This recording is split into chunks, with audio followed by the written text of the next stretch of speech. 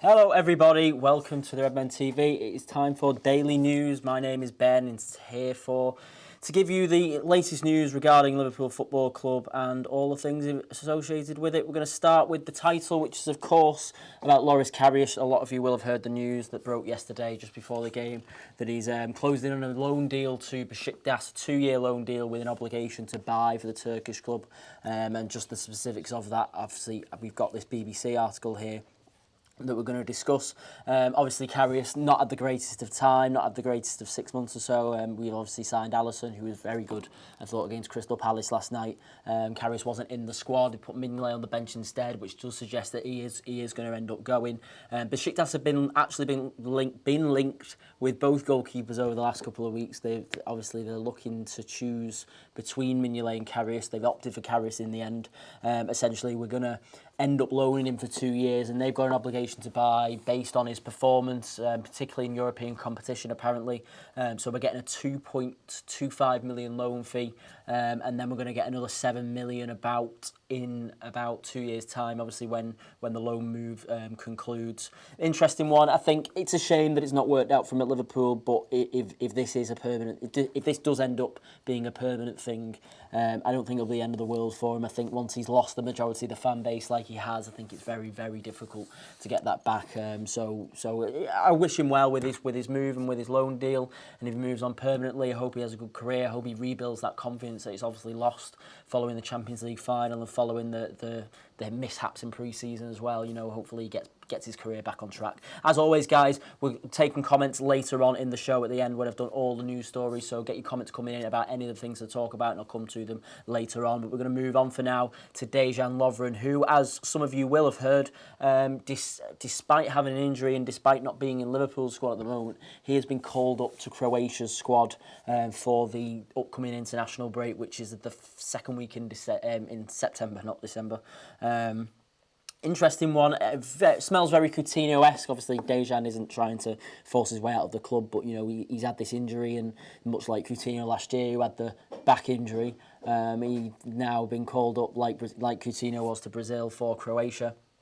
He's very good for Croatia. I think he's one of the heartbeats of that team, really. So it's obvious why they want him to be part of the setup. I just wonder how much communicating the club can do, really. You know, surely Klopp must be on the phone to somebody, say, oh, he's injured, you know, we can't we can't really allow you to take him. I feel like there's been a bit of a rule come in over the last couple of years to stop clubs from doing that. I don't know, maybe people know more about that than me. But he's had a stomach problem since before the World Cup, apparently. He played through the pain during the World Cup because obviously Croatia did very well out in Russia, and now he's missed the opening 2 games. He's probably going to miss Brighton as well. I was hoping that he wouldn't be called up for this and he would be able to recover, and I think we played Tottenham the first game back after the international break, and he would have been fit for that. You know, Joe Gomez is playing very well, but Dejan Lovren's probably the first choice centre-back to partner Van Dijk. So, you know, I was hoping he wouldn't have the strenuous time away with his country, but they've opted to call him up.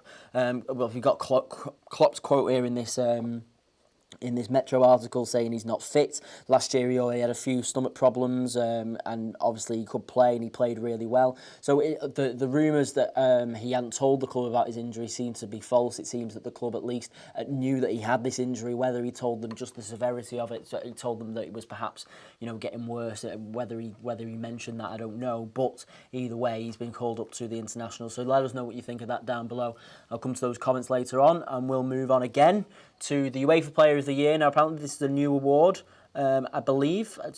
Maybe people will correct me if I'm wrong. The award will be given out on the 30th of August at the Champions League group stage, and Mo Salah has been nominated for it, and rightly so, in my opinion, alongside Cristiano Ronaldo and Luka Modric, who were both obviously in that Real Madrid side who beat us in Kiev in May. Very well deserved. I do think that perhaps, you know, Modric had a very good campaign, but obviously we're biased, but for me, Sadio Mane and James Milner both had better campaigns than Modric. You know, James Milner set a new record for assists, for God's sake.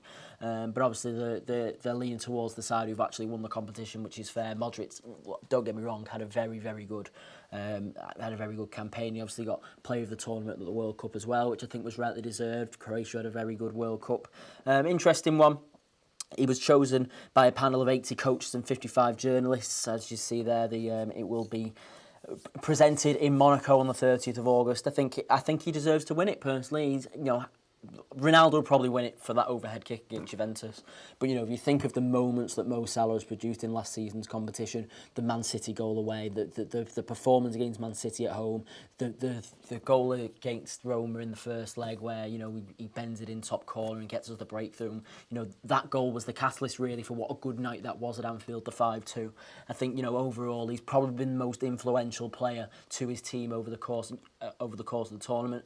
And that's even more typified by the fact that we seem to lose all cutting edge when he went off the pitch in the final, unfortunately. So hopefully Salah wins that. We'll know this time next week. No, next Thursday. So third Thursday, the 30th, which is at the same time we'll find out the Champions League group as well. And finally, just a little bit on last night's game, talking about, top players in our tide at the moment. Jamie Carragher was very, very full of praise for Virgil van Dijk. But they both were actually, both Jamie Carragher and Gary Neville. It was fantastic to see them two sort of debating with each other again after Carragher had to take some time out last season. Fantastic programme, a lot of analysis after the game that I thought was very good. But Carragher was very, very complimentary of Van Dijk because he had such a good game. He was my man of the match last night for us. Carragher's talking about him already as being potentially going down. If he keeps going the way he is, going down as one of the great centre-backs of Liverpool alongside Alan Hansen.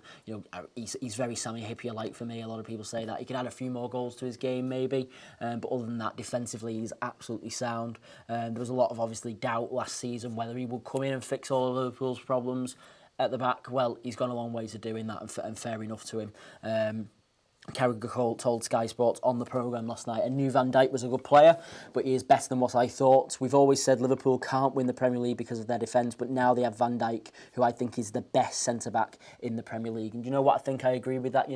There are some very good centre-backs in this league, but again, there aren't many better than Virgil van Dijk. Vincent Kompany isn't the same player, I don't think. He's a very good player, but I don't think he's quite the same level that he was around, maybe 13, 14 when they won the title that season.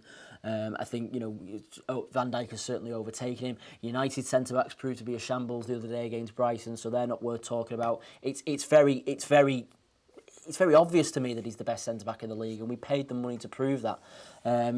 Gary Neville was obviously very complimentary of him last week, which I talked about on the news show last week, comparing to Jaap Stam at Man United. Just full of praise, the pundits and other fans at the moment. They know how much of a difference he's made to this Liverpool side. So we'll start taking your comments now on any of the stories that we've talked about. Si, have you got any good ones? Yeah, I'll go to the first one. I'll go with Karius. Amanda Wright says, I feel bad for all the flack he's been through, but maybe a move away is just what he needs. He needs to regain his confidence. Yeah, I said this last week. I did one of the news shows last week, and it was a very similar headline. It was when Besiktas were first said to be interested, and I agree. I think he needs a completely different environment. He needs to go away, and he needs to just take a break from Liverpool and the fans and the club, and just try and rebuild his confidence a little bit. Absolutely, yeah. So Craig Keogh says, do they need to pay after the loan and have to buy him, or is it just an option? It's obligatory if he plays a certain amount, and particularly in Europe. That's what I've read. So if he makes X amount of appearances, they have to play him.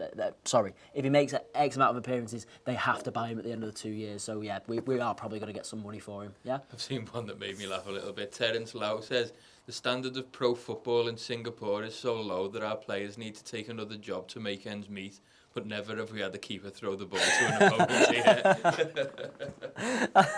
That's a little bit harsh, but fair enough. It did make me laugh. It's that funny, one, yeah.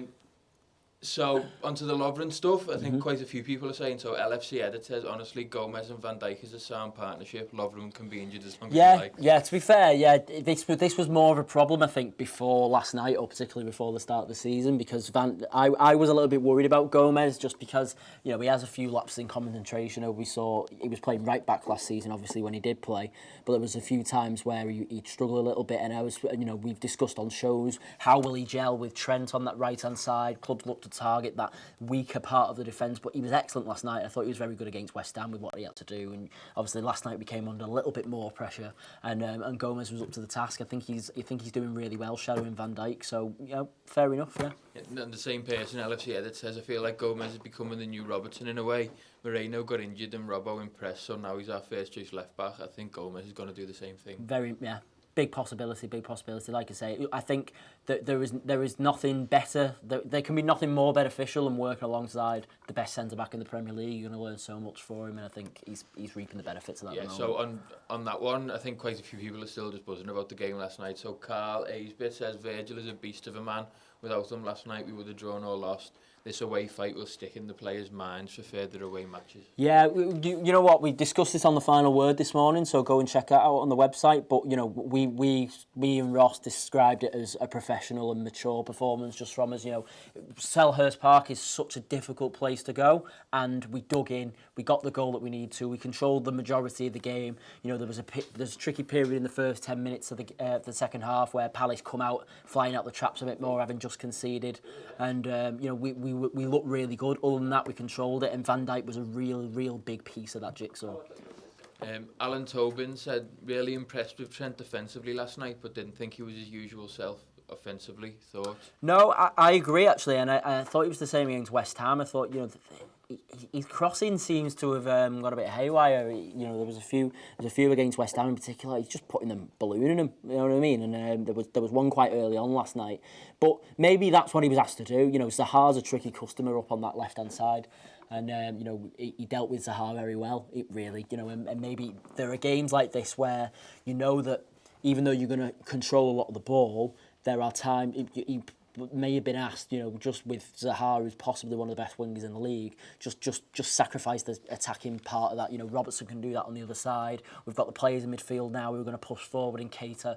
Just do your main job. The main job as a defender is, believe it or not, to defend, and I think he did that perfectly last night. He was brilliant against Zaha, wasn't he? Zaha didn't get a sniff. So Owen Gallagher said, Ben and Sai, how good was Gini and Gomez tackles where they both put a foot through the player to kick the ball away from them? Two best tackles of the match. Excellent. The Gomez one in the first half, which is obviously the difference between us and them over the course of the game. I think it's Zaha that's about to go in, and Gomez just makes this absolutely wonderful last-ditch tackle, and it goes over. It's that one where it stays in, and then Zaha and Robertson go flying over, and Zaha overruns it, and Robertson just takes the ball away. But prior to that, what a tackle that was, because if he misses that, it's either a sending off or Zaha's over in him, through on goal, and probably scores. So, Gomez, absolutely outstanding. Any more? Travis Hay says, do you think Sturridge and Shaqiri should get more time, especially with Firmino not 100%? I think it's very early. I mean, they both came on against West Ham. I think it's very early to suggest that they aren't getting enough time. I think last night was a lot about, even though I wanted us to get the second goal after Palace had gone down to 10 men, a lot of last night was about preserving the lead that we had. There was no real need for me to go out and hunt, 4 or 5. Those goals will come, so there was no need to bring on Sturridge or Shaqiri for me. We brought on Henderson, who, was a little bit brighter on the ball, but also does the defensive work as well. I think their minutes will come. We're going to play a lot of football this season. I think they'll be on the pitch a fair bit. Any more, Si? Manny Loy says, have you ever felt so confident in a keeper as much as Alisson yesterday? Incredible. Yeah, you know what? I think it's just a force of habit. I was a little bit nervous about just the goalie situation, but yesterday really settled my nerves on him. Against West Ham, he didn't have very much to do, and I was thinking, God, I hope the first few instances where he has stuff to do, he doesn't mess it up or make a mistake or anything. But that free kick save from Milivojevic, I pronounced that so much better on the final word. That fella, that was a top save, and then he made an even better one from Benteke from the corner. I know it was flagged offside, but he doesn't know that. He still makes the save. Yeah, every week that goes by and he produces more saves like that, I can't wait to see how much better he becomes. One more? So we've had quite a lot of comments about your shirt. Quite a lot of love. Quite a lot. Normally Paul gets stick for the shirt for the shirt he wears. It's because it's lovely retro, yeah. As a fella said before, it's boss the Redmen who got Van Basten to present the show. And Owen Gallagher's just said, Si, can you say to Ben, nice jersey before you go. Cheers. Thank you very much. And on that positive note, I think we'll end it there. Thank you very much, everybody, for watching. As always, subscribe to the channel, like the video, leave a comment about any of the news stories that we talked about today. And yeah, we'll see you next week. And see you next time. Next week. It might be next week, who knows. See you next time on the Reds Daily News. Goodbye.